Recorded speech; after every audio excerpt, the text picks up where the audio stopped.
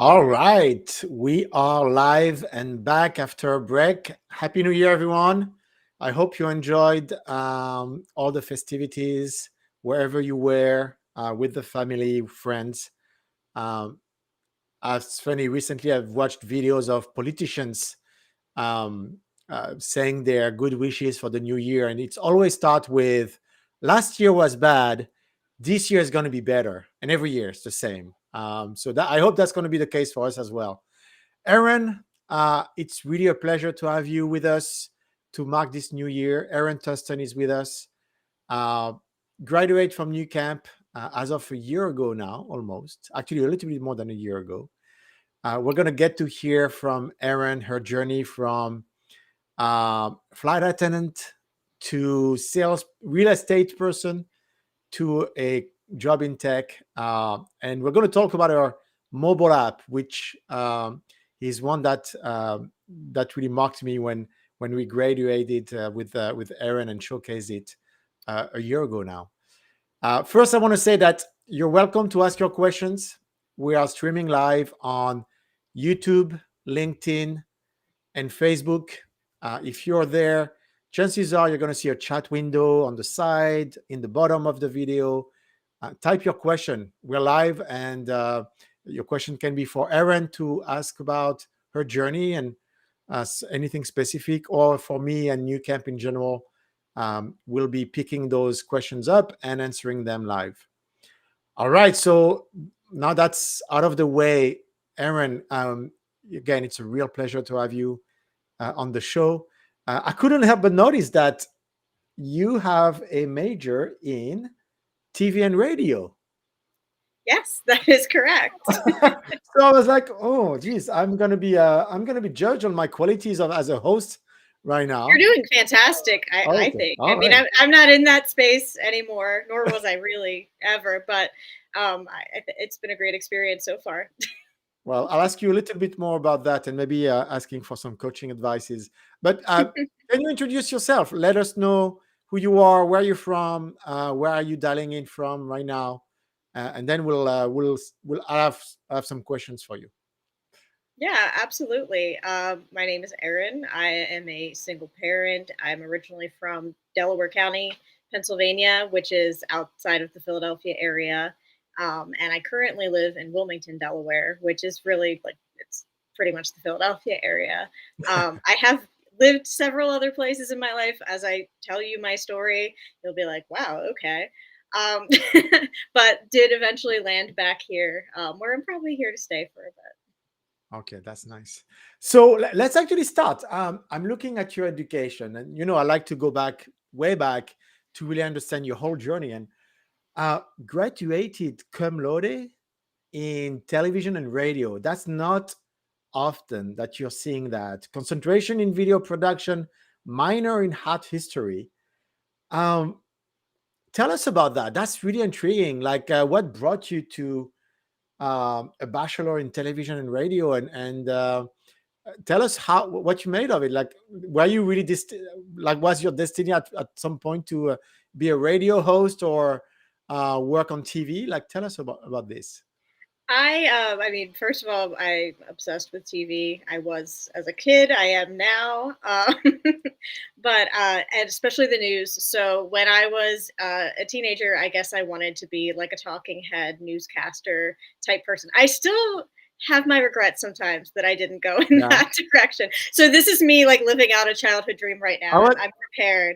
I've been interviewing, in my head for my whole life, but Have you? so Oh my that was the God. idea. I want to put you on the spot and ask you to do a breaking news type of segment, like live, like maybe you feel like it. But go ahead, go ahead. Maybe we'll get to that. Maybe at the end. Sure. So yeah, my intention was to, go be in front of the camera. As I, went to college, it was a bit of a fish out of water experience for me. I was a first generation college student. Yeah. You know, kind of grew up in not a small town, but it's I'll save you like the Bruce Springsteen lyrics. But went to college and got a little bit just kind of disillusioned, like we all sort of do. The more you learn about the world. Mhm. I ended up liking being behind the scenes a lot more. And I ended up kind of concentrating on documentary filmmaking while I was in college. Oh, cool. So were you do you And were you writing stories or maybe producing the videos? What were you doing at that time? yep, I was basically producing my capstone project for like my major was a feature length documentary. If you Google my name, my IMDb will come up, Oh, really? Cool. and you'll see just like a few small credits. Yeah, so Hey, you know what? that's When you Google my name, my IMDb profile doesn't pop up. So kudos to you. yeah, I know. That's a fun fact right there. And Yeah. if anyone's interested, I have a YouTube channel that I recently my dad found my documentary on DVD, and I did Oh, end up digitizing it because it was shot standard definition. Like this was back, I went to video school at kind of the time where it was in between technology, so we were using digital video, but we were still recording on tapes. oh. Now it's all HD, but it was, yeah, like the 4:3 aspect ratio, kind of that older feel. And then I And it's graduated 2008, are so you that's kind saying of it's when on everything. YouTube now? It is Are you actually on saying YouTube. oh, the video is on YouTube. The documentary is on YouTube. Are you narrating it, or is it something that you've produced in the background? Oh yeah, I mean, yeah, I'm totally produced in the background. It follows a woman named Phyllis Galdi, who was the owner at the time, and I think she might still own it, of the world's first paranormal magazine. So Ooh, if anyone's into the paranormal, yeah, check it out. that must have been a that must have been an interesting character to follow, I guess. She's an incredible person. Yeah. It's very fascinating. So we have Lauren here who joined through us in that restream. And Lauren, you probably are using the wrong link. If you want to join and be a guest, a guest, or if you want to watch the interview, you probably want to go to YouTube. So I'm gonna remove Lauren from our from restream here.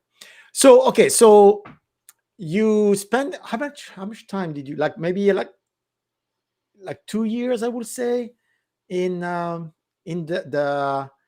TV, radio, video production space. Is that Yeah, so correct? after I graduated, I was living in Western Massachusetts for a while. Yeah. I worked for a small video effects special effects house, and I was sort of like their admin, jack of all trades type Yeah. person, production assistant. Worked on the feature film Surrogates. If anyone remembers that Bruce Willis flick from 2009, it bombed a little Mhm. bit. Um, Disney produced it. It was a great experience. And I eventually it was kind of a contract job thing. So Yeah. I left that. I went to live closer to Boston, and I interned at PBS for a while and was kind of Nice. trying to get my foot in. Then I eventually ended up. I did also a lot in college. I worked in the library doing digital imaging services, and I Hmm. took a lot of photography courses as well. So I eventually landed in conservation photography. So like document conservation, Nice. photographic Yeah. conservation, like really high end photography stuff. And I did that for a couple of years too. So if we try to connect what you're doing now and what you were doing back then, did you have at that time an interest in engineering, computers, IT? I mean, obviously, doing image preservation, I'm sure it's all about doing that on the computer, and video production is obviously as well computer intensive. But were you at that time kind of really intrigued and interested in engineering and going deeper in using computers? That actually started earlier. Like we would have to Oh, go way really? back. Like Oh, yeah. my Well, let's go. Let's so let's do that. When yeah, did it let's go start? way back. I mean, Yeah. I'm about 7 years old in what 1995. I don't know. My dad was a pharmaceutical salesman back in the Mhm. day when they would like physically drive like out to hospitals to do sales. Yeah. And at some point, he brought a laptop home, and I was obsessed with it. Logged into Prodigy. This is gonna have for the elder millennials out there. This will have some nostalgia, but dial up. Prodigy Yeah. online. I was on that thing all the time. The pinball game, the old Windows pinball. Remember that? Oh, yeah. Yeah. Yeah. Big um, time. Yes, and then I also Minesweeper. Okay, remember. I can play that game. Minesweeper as well. Do you remember Oh, Minesweeper? I love Minesweeper. That, and Yeah. there was the one with the cats and the mice. I forget what that was called, but you had to Cats and like mice. get the cheese. It was an Ah, I interesting. forgot. Yeah. Okay. That one I don't But yeah, remember. all of those. So yeah, I was obsessed. We eventually got our own like family PC, and Hmm. I mean, I was just on it all the time. I ended up teaching myself how to code. I was really into, as a kid, there were several different, like there was Zanga, LiveJournal, Diaryland, like all these different like sort of like blogging platforms, really early blogging platforms, and I liked them, but I felt like I couldn't personalize it enough, like the design. And so I started to learn how to code. There's an old website called lissaexplains.com. It's on the Internet Archive. You could still go to the website and it's Yeah. all still there. She was a young girl, about a few years older than me at the time, who taught herself HTML, CSS, and JavaScript and So you built were a like website to 10? teach other kids. Yeah. How old were you? 10. Yeah. Wow, brilliant. Yep. And so I had my own personal web page. I bought like hosting for it.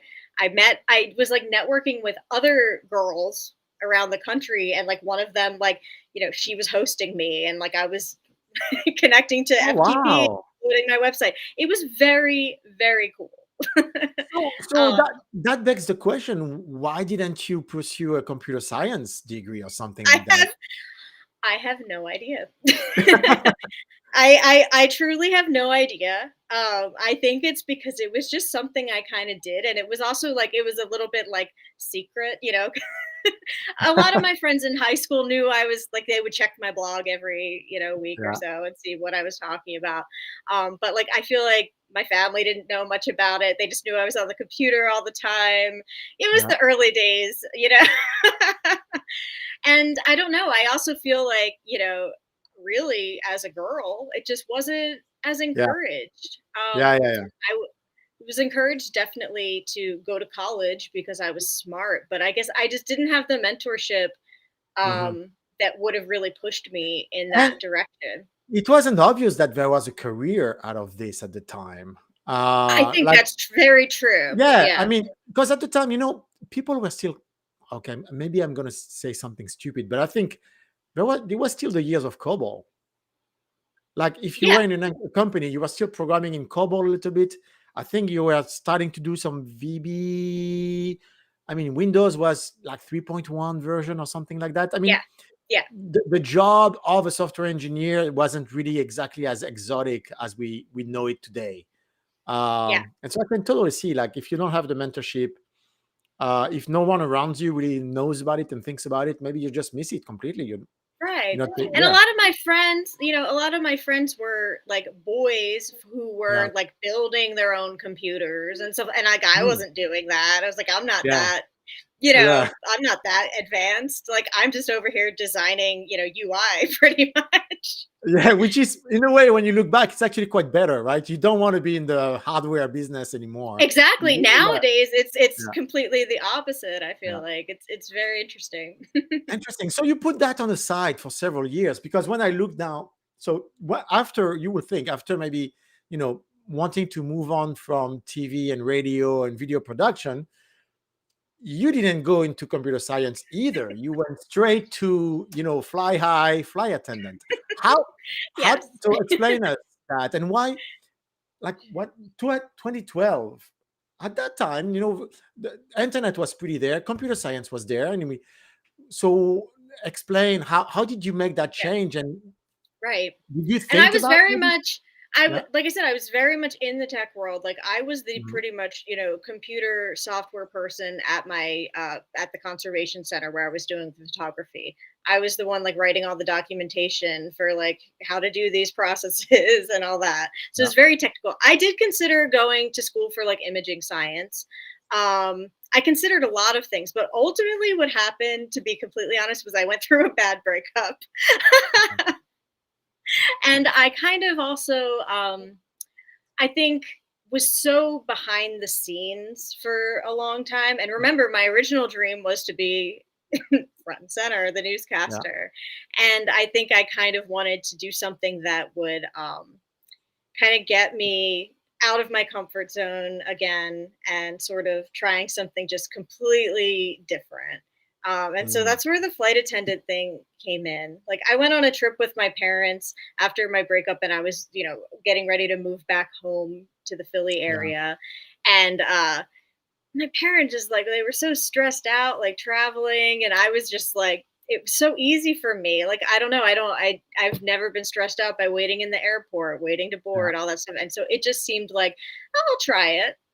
And then just I don't know how I ended up doing it for 10 years. It's because it's a really fun job, to be Yeah. completely Yeah. honest. Oh yeah. It's 10 years very, of really very good fun. fun. Nice. It just went by very fast. That's cool. Yeah. So, which countries did you travel to? So If you can list ironically, them. I didn't do that much international travel. Oh, Before I became a flight attendant, I did yeah. some international travel. I went to Southeast Asia, I saw Vietnam, Malaysia, Cambodia, got that kind of all out of my system. And then Yeah. when I became a flight attendant, I was a regional flight attendant. I see. Yeah. Started out based in Denver, eventually returned back to this area. My company was doing charter flights for Atlantic City, Mm. Oh, the casinos. nice. That was very, very fun. Oh, was it? Yeah. Like That everybody was a drank blast. on board or almost, and very Yes. nice It and it engaging and it funny. yep. Yeah. It was a 99-seater plane. Everyone got a free drink, and Oh then yeah. we would play sort of like gambling games where we're collecting money in trash bags and picking it Oh one wow. out like a raffle, and then we would get nice tips. Like it was a blast, and you Cool. would have repeat customers. Oh So yeah. it was kind of like you built a lot of relationships. It was really fun. Nice. Oh, And then okay. eventually kind of got out of that and was just doing like kind of your normal regional flying, East Coast and, out and back, they call it, just hour flights, fly back in. Yeah.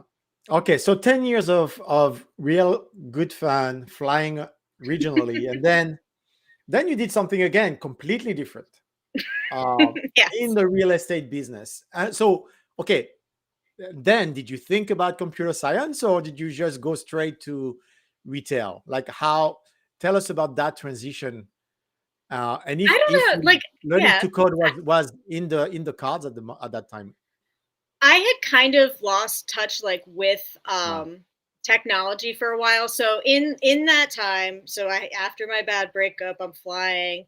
I did get married, I had my child, I got divorced. But in that time span, when you a lot of people who have children will understand this, like you just sort of like you don't see a lot of movies for a while, you don't have a new favorite band for a while, Mhm. you don't buy a new computer. I kind of fell out of technology and then something just I started getting back into it. Just in terms of even just doing like photography again. I bought myself a Yeah. camera and I had Lightroom and was starting to sort of do photography stuff. Um, with real estate, it was really just after I sold my house after my Mhm. divorce, and it was a real nightmare. It was a really bad house. So it was right before the real estate boom that just happened Oh yeah, with the sellers 2011, market. right? Yeah, so 2010, it was 2011. right it was right before the seller's market in 2021 or whatever. So Yeah. it was a nightmare. And here's how that I will relate this to coding is that um, for some reason I was like, well, I want to find out what happened. What was so wrong with my sale? What did my real estate agent do? What were the pitfalls? Like, why don't I Yeah. just become a real estate agent and then I'll figure it. So Really? it was sort of that it was like a thirst for knowledge, Yeah. maybe slightly misguided, but I just kind of wanted to figure out like, well, what are the ins and outs of real estate really? Like what did I miss? Why was this sale so difficult? And you ended up doing real estate at the best time to be a real estate agent, right? You Oh, know, is that? in Oh, a way, if you were yeah, established and had a clientele, yeah, yes. But yeah. for me, it As was a new difficult entrant, because I yeah. I was a buyer's agent and it was a seller's market. Oh, yeah. Okay, but yeah, Yes. yeah. So I did get a lot of practice though. I wrote a ton of offers. Mhm. Didn't get any of like most of them, accepted just because it was so Yeah, competitive.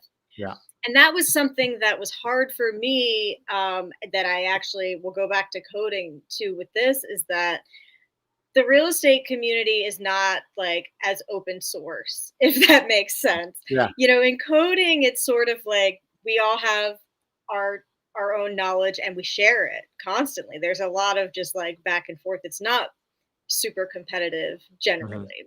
Yeah. Um, and real estate was the opposite of that. It was really hard. I made some good connections and friends there, but like it was just very difficult to get in. Yeah, and there's a lot, right? I mean, it's a very competitive space, and you're competing with one another in some ways because there's the inventory and who's going to be representing the customers. So that's yeah, Exactly. I can totally see that. Hey, I want to pause a little bit. The audience here is quite quiet. Usually we have Yeah. questions already, and I don't know if something is working or not working, but I want to encourage anyone listening to ask your questions to Erin or myself. Um, if you have any, uh, please don't hesitate. We typically take all those questions as they come in, so please do that. So okay, so I'm looking at real estate up until January 2023 because October 2022 is when you graduated. So you've attended Nucamp as you were doing the real estate, right? Am I correct? Yes, that is correct. So while I was doing real estate, I was kind of doing that as a transition out of flying. My daughter was school Yeah. age, just as the article stated, and so I couldn't really do that anymore. I thought, let me try real estate. It'll something that'll like keep me at home, and be a Mhm. flexible schedule, Yeah. like flying, but I won't be gone, nights and stuff like that. Um, but then I also got an opportunity to work in a property management company with sort of like a more stable income while I was Mhm. also doing the real estate stuff. So I did that for a while. It didn't turn out to be like exactly what I hoped it would be as an opportunity. And I was just a little bit bored, and not getting the compensation that I needed. Um, and as it said in the blog article that Irene wrote, is I found a bug in some software that I was like responsible for like learning how to use and sharing with the Yeah. rest of the office. And that was finally. I also had a friend at the time who was just starting a boot camp. Okay. And that was the moment for me, is when I heard someone else say they were doing a boot camp, and I was like, wait a minute, I used to do this stuff. So it took many years. Like the time frame between That's is crazy. very That's large. crazy. How long it took me to get kind of a spark and say, why am I not doing that? Yeah. you know? So okay, so that's great. Let's stay on in that moment a little bit. So now, um, oh, so William is asking, I would like to learn what you are doing now with code. Well, I was going to go in the different direction, but do you mind answering William's questions first? Sure. I mean, I can do that. So I'm not totally doing too much with code right now. I am a web systems engineer, focusing on reliability, but there is coding involved. We're getting into a lot of automation. Yeah, So I'm working with Ansible, kind of automating processes, which is important for building reliable systems because there's just less room for error. yeah, Um, and then I have some coding stuff on the side, which like we'll talk about my app and how yeah. it's not still not up and running, but I'm working on getting it done this year, and out there. Nice. And just like I still do a lot of React stuff. I have some apps that I have dreamed up on the side that I haven't really been able to get to because it really has taken me about a full year to get Yeah, integrated it's into my team. yeah, it's tough. Let's answer Samuel's question, and then we'll get back to what I wanted to ask you about. So Sam is asking, after graduating, how long did it take you to get the junior position? Pretty much, what's the time frame between you graduating October 2022 and you getting a part-time a junior position? Well, I did take the career course with Nucamp Yeah. as well to kind of help me get my resume in order, get my Oh yeah, so LinkedIn you in graduated order. from that a month later then. So you really Yes, graduated about a maybe month end of later. November or December. Yeah. Exactly. But of course, during that whole time, I was applying for like Yeah. hundreds, if not thousands of positions. Um, but I was hired in like the end of December, pretty much right before the end of the year, I that was same gonna year. say, like it, so It that's was really big. unusual, right? But pretty much right there, you got a job. Yeah. Uh, and we'll get to how you got that job. But it pretty much Hmm. like, so it took you like a month, which is Yeah. super unusual. Okay, that's, and congratulations. But let's go back. So you're like, hey, you're not super happy with your real estate gig.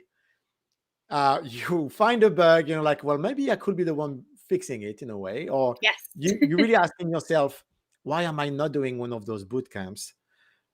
What's your process like? How did you end up with Nucamp? And yeah, how did you end up with Nucamp? Like, what was your decision criteria? What else have you considered at the time? Well, I was doing a lot of research, and there's a lot of schools that I think my friend was going to like flat. Am I allowed to say names of schools Yeah, like yeah, yeah, yeah, Flatiron? yeah, yeah. I think it's called. And then there were a couple that I was shopping around. I had people calling me constantly, like asking me when I was gonna join their boot camp. But the cost was kind of um, troublesome, about $20,000 for a boot camp, which is fine. I had some money saved. My worry was that as both a single parent Hmm. and a full time employee, how was I going to make that happen? I didn't feel like I could go to boot camp full time, Yeah, also be a good parent. And then, but if I left my job, how would I afford it? yeah, How would I afford? And, it's an investment. Sure, I could have gotten a scholarship or taken out money, but it was still a huge money investment. yeah. I kind of first I did some it's called the Odin project, like an open Yeah. source boot camp. Hmm. So I did some of that for a while just to make sure I still had it, like do I still like HTML? Do I still like this sort of thing? When I got to JavaScript, it became a little bit more difficult to Yeah. learn at my own pace only. And around that time, New Camp kept coming up on my Facebook, and I was clicking it. I was like, "This is too good to be true. Like, this is very cheap." Oh, really? Literally, that's what we hear all the time. Yeah. But I was looking at the curriculum, and I was asking my friend who was enrolled in a boot camp. I was like, "Is this the same curriculum?" He's like, "Yeah, it kind of basically looks the same." They were meeting with their cohorts a few more times a week, that sort of thing. But for me, I'm one better. Self-paced learning is kind of easier for me, but I did also Mhm. want the structure of meeting with a cohort. So the once a week on a Saturday was perfect for me. Yeah. And it was also very easy for me to get, a couple hours of childcare every Saturday, um, to be able to focus on that. Yeah. And yeah, I just kind of I think, oh, I took the fundamentals course at New Camp, and I was like, let me see Yeah. if I like this. Let me see if it's, you know, legit. And it and it was. I Yeah. loved it. So I jumped in. I was like, you know what? Even if this doesn't work out, if this boot camp stinks, um, which it Yeah. didn't, You I the can risk. say. It's, I was like, it's well, like two yeah. thousand bucks. Yeah. Like, I can do that, And you pay And monthly, so if you wanna bail, you bail, and you're so that exactly. it is the full package. And what the way I describe it is just measuring risk, and it's the Yes. risk to success ratio. And other coding bootcamp are great. Flatiron, is one of the top ones in the nation, Mhm. really high quality. But then there's a risk involved, and you described it. It's okay. Do I need to quit my job? Do I have the money? How certain am I that I'm going to be able to recoup my money afterwards? How long is it going to take? It's all a risk calculation. And the way I created New Camp, and we think about New Camp is reducing that risk ratio to the minimum. Uh, and so yeah, that's pretty cool. So let me yeah, we'll answer those questions later. So it's funny. So you checked it out. You enrolled in the 4-week introduction, and you was like, okay, that's legit. I'll continue. And so you did web dev fundamentals 4 weeks, and then you did full stack. Did you do Yep. backend as well? Did you do the Python one, or did you stop after full stack? I didn't. No, yeah, I just did the Yeah. full stack. Full stack, and then the career job hunting 4 weeks as well. Yes. Question I have for you, because I kind of experienced that when I took a 15-year-old break as well of coding. Like I used to code, that many years ago, stopped for 15 years, and then coded again. And I want to know if you felt the same way because you were coding at 10 years old. Did you feel like it was kind of learning to bike? And did you feel like when you were back into HTML, like you didn't forget a lot Yeah. of things that like did it come back familiar still and like, oh, I get Yes. this, I right?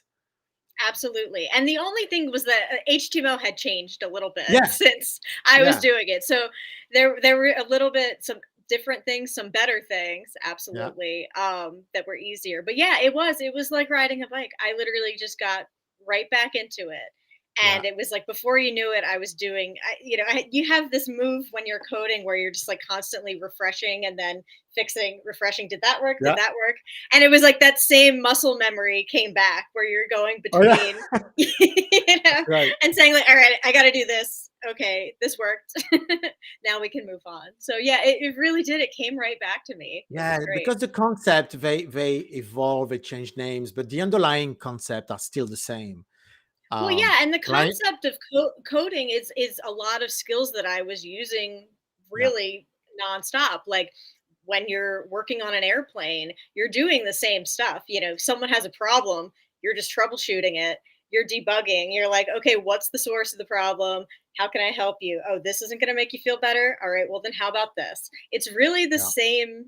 same core thing, and it just requires like a certain like tenacity and not getting like hung up on the failures. Like fail fast and recoup, figure it out. So let's um, I cannot believe this is an actual account. Lorem Lipsum. Um, can you can you describe the specific strategies and resources provided by Nucamp's job hunting program, capital N, small c? So just so you know, it's capital N and then UCamp, small c. But anyway, so that were instrumental in your job search. How did these elements contribute to your ability to employment? And I think he corrected that, secure employment. Yeah, can Yeah. you talk about the what you did with the career job placement? Yeah, that's a great question. And I will say that if you do the career course, then just literally listen to everything that your teacher says because they are correct. The number one thing I think I got from it was my LinkedIn, Yeah, was setting up my LinkedIn exactly the way that would make it easy for a potential employer to you know, I mean, Ludo's using it right now to do this interview. I'll tell you okay, that behind the scenes is like that's how right good my here. LinkedIn is. Yeah, That's how good my LinkedIn is. So, and that's because of the coaching that I had. They coached me exactly how to showcase my projects on LinkedIn so that they could easily be referenced by any potential employers. And also the resume help, especially for someone like me. You can hear like you guys are getting bored listening. Like, what was this lady doing like her whole life before coding? Imagine trying to put that on a resume. I would have mhm. about 5 pages. Like, it's impossible. So really, like cutting that down to just the essentials and coming up with a way to concisely like tell my story and what skills that I could bring to the table. That was kind of the key. And we're gonna get to that story, which is actually it goes beyond what we just discussed in terms of career progression and journey. Um, let's. I just want to bring that up, obviously, because thank you, Monique, for sharing. I'm currently taking a Nucamp course, and I love it. I'm learning so much. Well, it's great to have you, Monique. Um, let's then answer Shana, and then I want to talk about what really um, what standing out for us when you graduated, and also we'll go This is we'll go there right perfect. after Yeah. this question. This is a perfect transition. I There you go. agree. I All see right. where you're going with this. Yeah.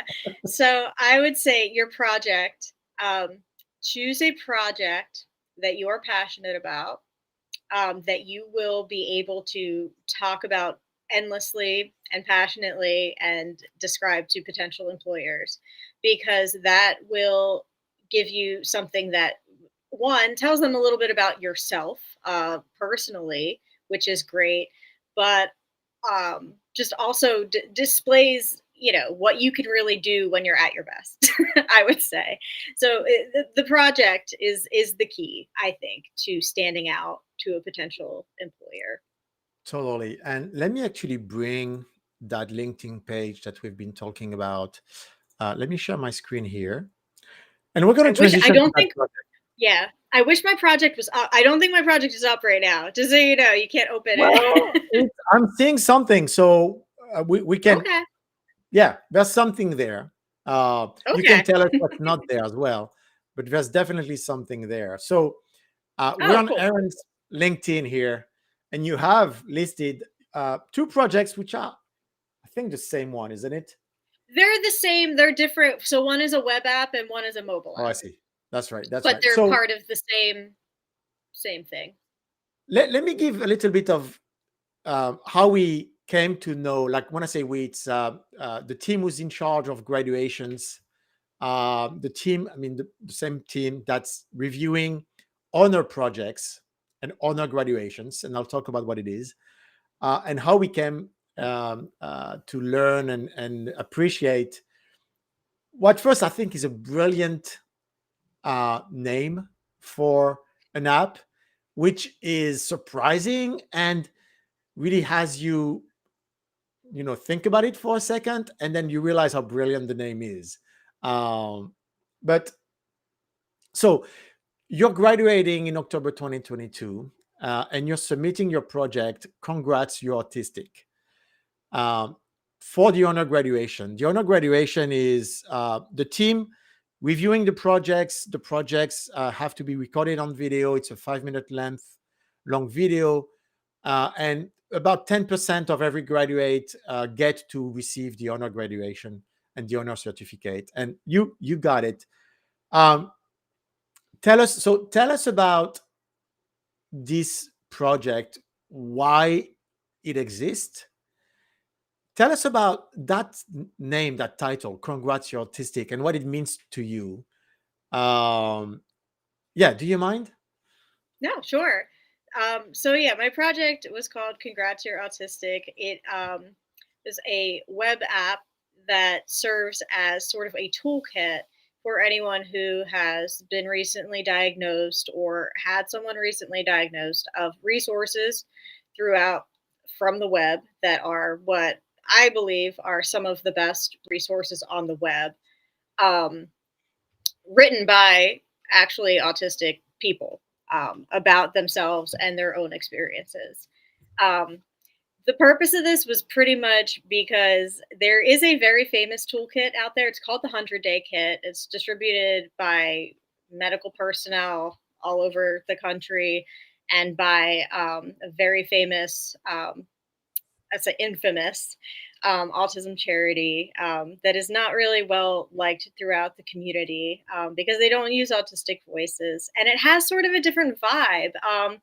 Very negative, sort of like more following the medical model of disability, whereas like, we're sorry you were diagnosed with this, and we know Yeah, it's difficult to have a child this way, and here, it describes like the grieving process, yeah, etc.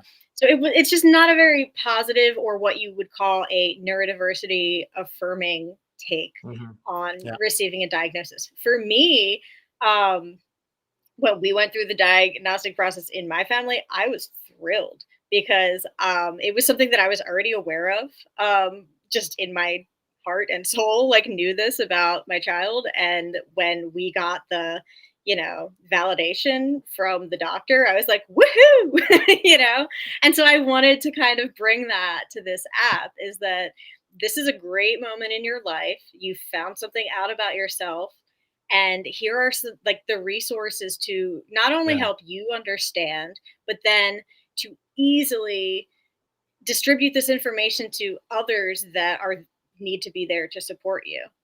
yeah, um, for me, that's been the most exhausting part of this life, is like post diagnosis, is just sharing the information with other people, it's like over and over. And it's like once you get it, once you understand like the neurodiversity paradigm, um, it's like mind blowing. And I Mhm. noticed that as I was starting to talk to people about autism, they wanted to understand it in this new way that I had learned to understand it. Like they loved like seeing it in this positive light. And I wanted to be Yeah. able to give that gift to people, but quickly, because it was exhausting me to be advocating and educating people around me all the time. Yeah, Um, it's yeah, I've so heard that actually many times. Like, and at once at some point you feel like you don't want to have that obligation or that responsibility to be the educator of yes, everyone. It's too much absolutely. asking. It's too much draining Yes, and to you be in see that that position. in a lot of communities that are, you know, minority community, they Yeah, say that like start educating yourselves. Like it's not the burden shouldn't be on the the people, especially people who really struggle socially and with executive functioning and stuff. It's just it's a yeah, lot, you know, and struggle to navigate like these systems that we're up against. So that was kind of the purpose of it. And it was sort of like a toolkit to keep in your back pocket, you know, on your phone, like anytime, you know, when someone's trying to explain to you what they think the spectrum means, you're like, no, actually, I got this article right here. Like, this is going to blow your mind. Check it out. And you could just text it to them, you know, or airdrop it right away. So, and so the title or the name of that app. So it's a web and an app as well, right? And I remember you mhm. when you did the demo, I think, or when you recorded it, it was an app, React Native app. Yes. That name is just brilliant for that. It really encapsulates what just everything you just said. Like, don't be sorry, don't be defeated. Celebrate the moment. And I know it's kind of counterintuitive, but celebrate it. Right? Congrats, you're autistic. It's I thought it was just brilliant. Yeah. I need to ask though, any issue, challenge having that approved by the gods of Apple and Google? Like, can you publish an app that has that name on Oh, there? definitely. Yeah. Yeah, And I it have not doesn't. tried yet. I will say I'm Okay. not at that point yet, so I haven't Yeah. attempted, but absolutely, I'm sure. I mean, Yeah, I that will hope not have an issue. I'll have a I don't know. lawsuit. Yeah. Well, There's some people may be offended. I don't know. You may not that so that see that the was a big spirit behind it concern of right away. I would probably I thought I might get shut down by this, like I said, this very big charity Yeah. organization that kind of has the market on the toolkit right now. But one of my concerns when making this app and deciding to make it sort of like my capstone project of my web development schooling was I was like, what are people gonna think of this? Like, you know, what are my potential hirers gonna think? But then I stopped worrying about that because I realized the reason I want to go into tech is because I can work for almost anyone. I have my Yeah. choice of employers. Um, and you know what? Like, I don't want to work for someone who doesn't get it. Yeah. So it kind of for me Yeah. became almost like a screener if for potential employers Yeah. Yeah. is like if they don't like it, then they don't get it, and then they're certainly not going to get me, and they're not going to Yeah. get the life that I need the flexibility for. And that was very true when I was hired. The My manager at the time who was doing the hiring, she absolutely adored my project. She was so excited to hear about it. My interview was barely about anything technical at that point Yeah. because she had seen this project and was just like, this is awesome. And that really helped me too. Like I said, it helped me screen my potential employer and be like, okay, like they get it. And I have found that that was true. Um, so That's great. I wanted to ask you if actually you I mean you had discussed that project in your hiring, but yeah, I mean, and that it's a circle, right? The answer to the question, what made you stand out? Well, there you are. It's and you said it. Make a project, be passionate about it, have be able to talk about it for hours with passion, and it's going to resonate with someone. It will. I want to ask you, did you think about trying to ask for support in the sense of maybe having a GoFundMe type of thing, like help me build that app? Did you think about I something like did that? I actually did get sort of like partnered up with there's a fantastic online publication called Neuroclastic. Yeah. And I sort of partnered up with them, and we decided like I was going to kind of in collaboration with them create this app.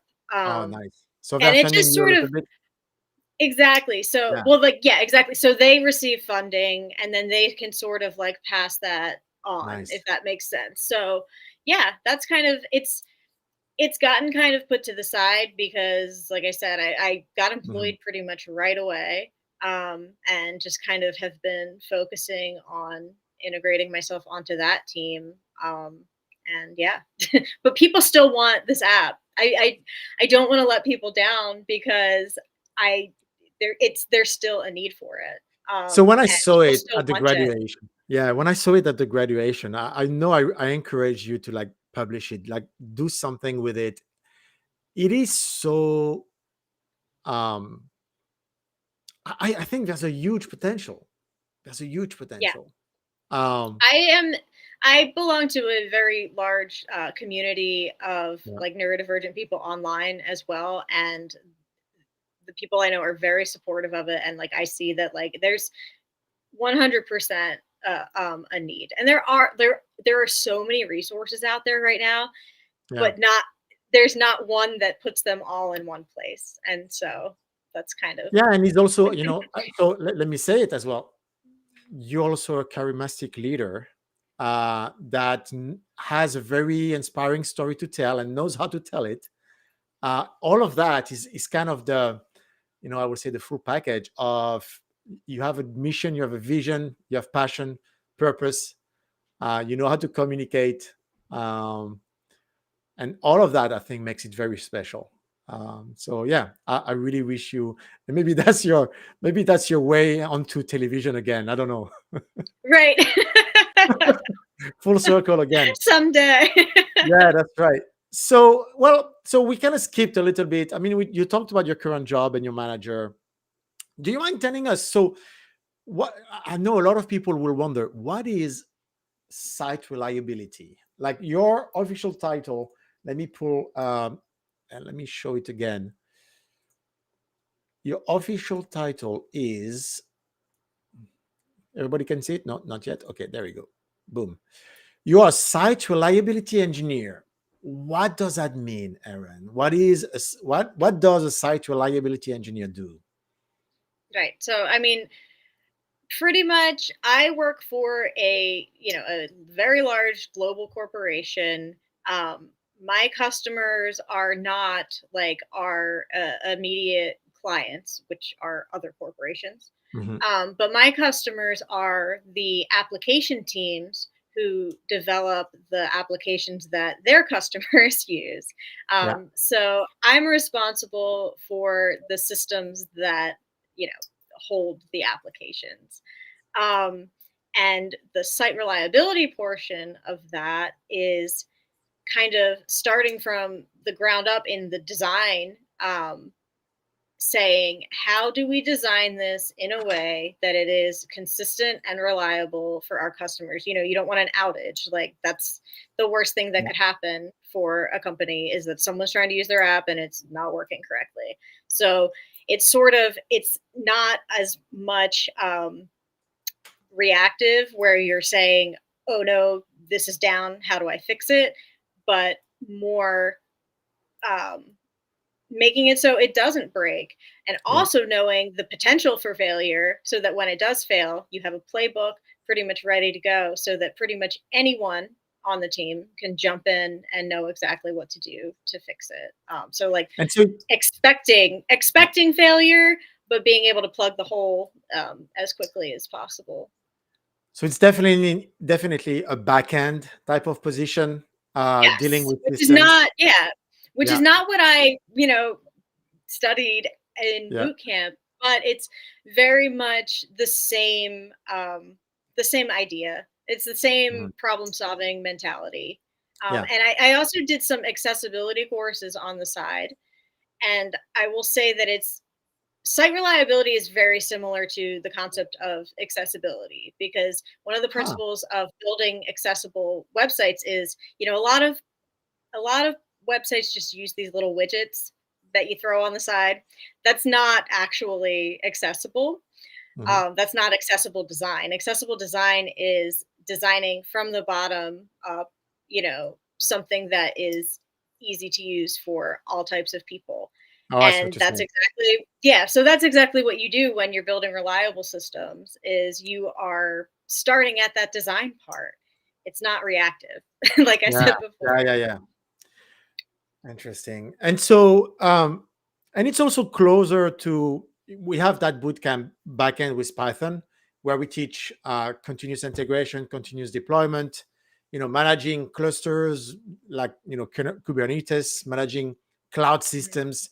It's very much in that realm, right? Of Yeah. operations, managing deployments, making sure that deployments happen, don't break, dealing with rollback. So it's also one of those roles where you could be called up at 1 a.m. in the morning, right? Did that ever happen to you? Yes. Oh yeah. We have Yeah. on call, so we have just not that many people on our team, but we do have. We're a global company, so we have Yeah. like a whole offshore that does usually the overnight work. Yeah. Um, but we also have on call, that are local, and yeah, I'm on call like once a month for a week at a time, Okay. and yeah, Wow. sometimes you get a call in the middle of the night, or we have scheduled changes. We have like there's a change process. There's so many Mhm. processes and workflows that these corporations Yeah. have. But so I might have a change that I wrote, that's scheduled to happen, but it doesn't work the way that it was intended. So yeah, I get a call at 5 in the morning. They're like, can you clarify what this means? Or like, it didn't work, we have an Mhm. outage, and the rollback didn't work. And then yeah, you're just kind of jumping in and How do you handle the stress? And do you feel like the stress is part of this job? And is it difficult to handle? I think it kind of it's similar to flying where it's like I Oh yeah. sometimes I flourish in the chaos a little bit. Mhm. Like I enjoy it. Sometimes, Yeah. Yeah. it's exciting, and I don't get flustered. And in my life, I will say, like, if you look at how I've jumped from career to career and just sort of like made these like quick turns, and it just the fear of failure is not something that exists in my mind. Like I will Mhm. fail, and I'll fail fast and know that I need to redirect. That's what happened with real estate. I was like, I don't like Mhm. this. And then I tried something else, and I finally did land where I think I'm intended to be, at least for a little while. So Oh, it it's is great. yeah. So I think the stress just doesn't get to me, which is, why it's an ideal career for me. But I would Yeah. say for anyone who doesn't handle the pressure well, I mean, it's always just a matter of not being afraid to fail. Like try to Mhm. develop that skill. And I say that to a lot of people, like when they're learning to code, is like, don't be afraid to fail. Like just refresh the screen. Like, did it work? Okay, Yeah. it didn't. Go back to VS Code, start typing again. Like it's really not a big deal. Like just keep going. There's a notion of confidence as well, don't you think? I mean, you need to have a level of self-confidence so that a failure is not going to get to you and make you believe that you're not worth it. Or I mean, Yeah. especially when you're in your role, in the job that you have right now, you could feel the whole, pain and burden of the world, get on you, because you may actually be responsible for the thing that Yes.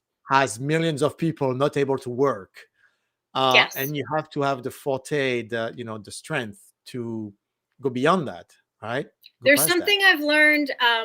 We use something called problem management in Yeah, ET, which is it's blameless, pretty much. yeah, Like we look at the problem after there yeah. was an incident, we go back, we evaluate, we look at the problem from a neutral standpoint. We say what went Mhm. wrong, and we don't say whose fault is this. We Yeah, say where are the gaps in the process yeah. that led to this incident. It's not Because if the process is right, it's not one person's fault. It's steps in the process that didn't work.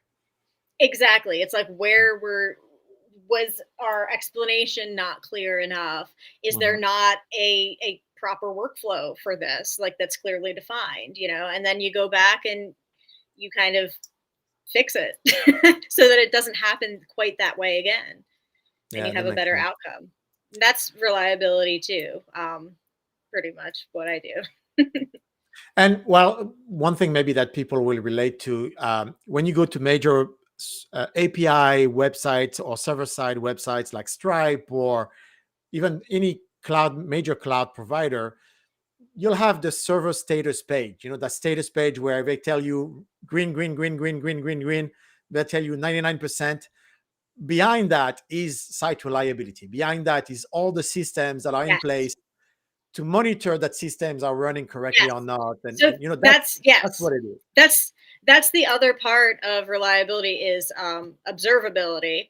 Yeah. So we want to be able to look at these systems and be alerted when there Yeah. is anything that could lead to a potential issue and be proactive. Yeah. That's right. So 4 minutes before the end of the stream, what's next Went for by you, Erin? fast. Like, I know I told you it goes very fast. So I mean, you're very passionate about two things right now, and that you shared with us is your current job, site reliability, which fits you like a glove, and then you have that other passion, which is the application, the website that you're building to help people who have autism, people who are helping others who have autism. Congrats, you're artist. Where do you see what's the future for you? Like, how do you see yourself in, I don't know, end of this year, next year? What's next? You know what? I just I just had my year review with my manager, and same thing. He was kind of like, you've done great this year, and you can do anything. Like you can. I've never really been in a corporate position, or Hmm. like had the opportunity to sort of decide where I want to go. I don't even really know what opportunities I have, which is really how I ended up not getting into tech for so long in the first place, is not Hmm. knowing what opportunities were out there. I don't want to get stuck in that situation again. Yeah. So I think the next year is really going to be me trying to figure out like what is the most exciting part of enterprise technology to me.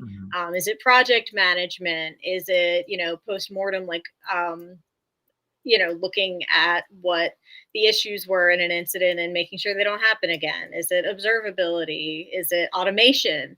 Yeah. I'm really looking forward to getting into some automation stuff and digging deeper into Ansible, because that's how we build reliable systems. Yeah. But yes, I also want to continue my advocacy. That's something that, I mean, I do it every day. I advocate for disabled people and especially neurodivergent people, and kind of changing the conversation to a more positive one. Something I will never stop doing, but I do want to get that app out there. Hmm. Um, so anyone who sees me on LinkedIn, like just yell at me, just say, "Hey, is your app done yet?" So I'm in a position now where I'm comfortable at my job, and I've learned a lot in the past year. I'm an integrated member of the team, so I think that I'm at a place where I can, like, at night, instead of, I can curb my TV addiction a little bit and code a little bit more, and also reach out and get assistance. If anyone is interested on working on the project with me, like, Yeah. I'm open to collaboration. I Absolutely. was thinking about that as well, like making the whole thing really open source, like opening up the code and seeing Yes. if other contributor wants to join. I'm sure you'll have people interested. It still work. I mean, you have to manage a project, but then maybe it will tie into your. I mean, if you want to be more in a project management side, that will kind of come together as well nicely, I'm guessing. Yeah, absolutely. This is really inspiring, Erin. I know whatever you're deciding to do, it's going to be wonderful to watch. It's been a real pleasure having you here, sharing your journey, your passion. Um, yeah, I mean, I really loved every moment of it. I wish you the best. Thank you, everyone, for joining us. If you have any additional question, you can reach out to Erin on LinkedIn. I'll show your Erin Tustin on LinkedIn. It's pretty Yes. straightforward. Please feel free Uh, to connect. yes. And yeah, thank you so much, Erin. Any last word of wisdom that you would like to share with the audience? Oh yeah, I mean, let's just say that if anyone is on the fence about trying a boot camp, and is worried about the investment, I'm not going to make this an ad for Nucamp, but like it's a pretty easy investment. Couple $100 for your first course.